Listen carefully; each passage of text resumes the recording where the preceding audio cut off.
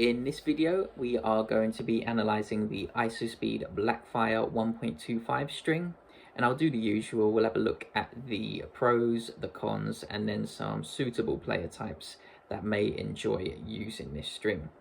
So we'll get straight into some of the statistics, and the stiffness for the Blackfire 1.25 string is 204.6, so slightly above mid-range, and shouldn't cause too many issues in the form of discomfort, as it isn't extreme, but we're moving along the scale, and so it's something to bear in mind. We've got a deflection of 31.6 millimeters, so that's a little bit below average, and it should provide us with a little bit more control in terms of trajectory and width, as less string movement usually provides more control in those areas. We've got also a lower dwell time at 34.5 milliseconds, which again is on the lower side, so we do have to bear in mind it could cause discomfort issues, but a lower dwell time also should give us a little bit more control in terms of height, as less dwell time means there's less potential range for the ball to land, and so once we sort of close that potential landing circle, we can increase our accuracy that way as well. So hopefully that made a little bit of sense. We've got a energy return at 86.5%, so I would say about average. That means that we won't experience extreme ball compression, and so comfort should be okay, I would say, but we'll have to test it out on court. I'm not 100% sure, just judging off of these set of statistics. Just looking at the numbers, I would expect a string that provides us with pretty good control, actually above average control in all areas: height, width, trajectory, as we've got quite a high stiffness, quite a low deflection, low dwell time, and the energy return at 86.5 should give us that length control as well, although that's average, so I wouldn't really rely on that for extra length control. But all in all, a string that is focused on control, and so that is what I'm looking for out on court. But let's get into it. So after testing this for a couple of weeks, I can say that the biggest pro for this string is the outstanding all-round control. It really is terrific in all aspects, whether it be ground strokes, volleys, returns, and serves. You do feel connected to the ball much more so than a lot of the strings that we've reviewed in the past, and that is a great thing, especially when we're playing against skilled opponents that know how to neutralize once, twice, even more times in a single rally. We need that control to stay on the front foot, so I'm very happy with that.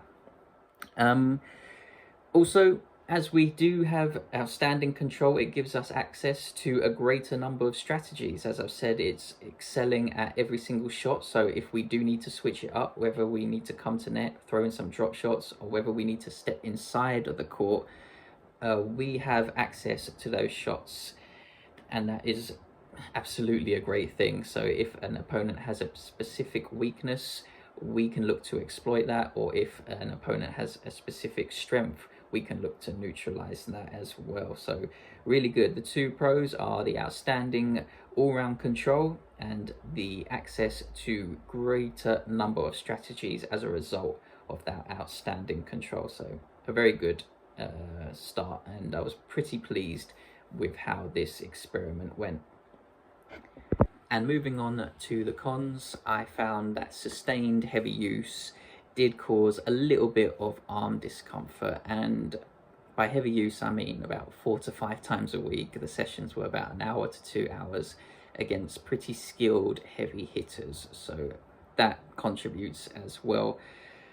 But the string was put in a Head Prestige Mid 2019, which has a vibration frequency of 135, which is quite low, and so to still experience arm discomfort does tell you that the string is on the stiffer side. But that really is the only con I could think of. I mean, to counter the slight discomfort, I could probably use a dampener and also some string savers in there to try and absorb some of the impact. but as you do that, you do decrease length control as the shot speed tends to increase as well. But all in all, a very good string. That's just something that we need to bear in mind going forward. And on to the suitable player types. I think the first is a little bit obvious. It's aggressive baseliners. Whether you use flat strokes or heavy spin as a method of attack, I think both types of players will enjoy using this string, as it just provides you with a ton of control. Whether you do hit flat, or whether you do hit with heavy spin, or whether you perform a hybrid shot that is heavy, in both regards, the string grants you access to all these shots, and so aggressive baseliners will enjoy this string, I believe so.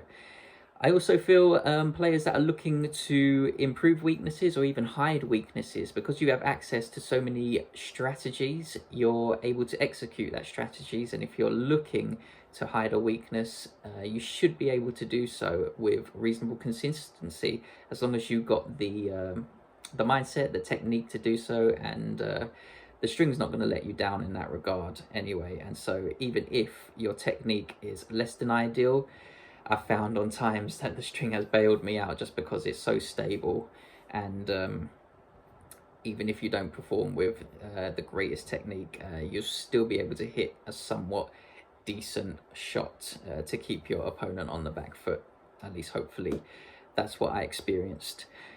And finally, you know, even beginners, I wouldn't say not to use this, as it isn't the most powerful string, and so I hear a lot of the times that beginners may want to look at a powerful setup. Are they improving their technique? Why not just go straight into a string that requires, you know, decent technique in the first place, and get them learning that racket head speed straight from the off. Yeah, it's a steeper learning curve. It's sort of like being thrown in at the deep end, but I feel like sometimes that is the most effective way to learn. And so even beginners, even intermediates, I feel can benefit from this string, as I said multiple times already, the control is tremendous and all players will enjoy that.